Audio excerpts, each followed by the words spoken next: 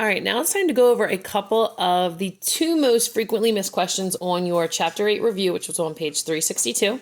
The first one was number 9, and it says, draw the picture and find the following area. Measurements are in units.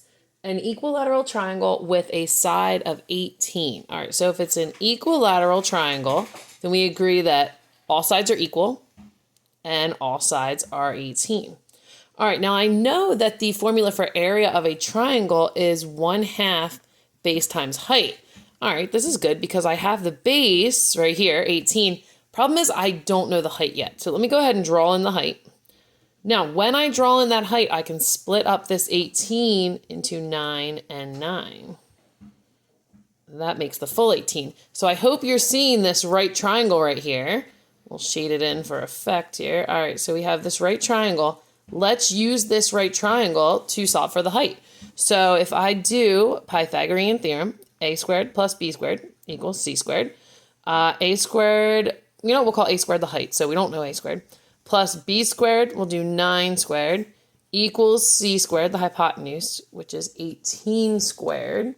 All right, let's see. A squared plus 9 squared is 81. 18 squared is 324. Let's solve for a there. So let's get a squared alone by subtracting 81. A squared equals 243. How do I get a alone? I square root both sides. So a equals the square root of 243. That's got to be able to be simplified. Let's see. 243, 81 goes into that. So that's like the square root of 81 and the square root of 3. Since the square root of 81 is 9, a is just 9 radical 3. All right, so my height is 9 radical 3. Let's go ahead and add that to our picture. This right here is 9 radical 3. Now I'm ready to do my formula for area of a triangle. I can do area equals 1/2 base of 18 times height of 9 radical 3. All right, 1/2 of 18 is 9. So my area equals 9 times 9 radical 3. Remember, we like to say, like a dance, inside together, outside together. So I'm going to multiply the 9 times the 9. It's not going to affect this radical 3.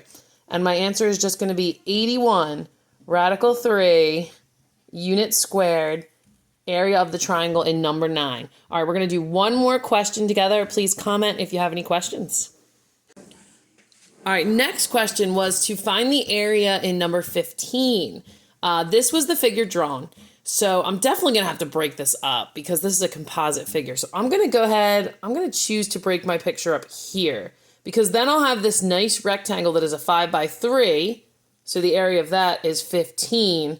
Now this rectangle here, let's think logically. If this is 3, then this part is 3. But then how long is this part?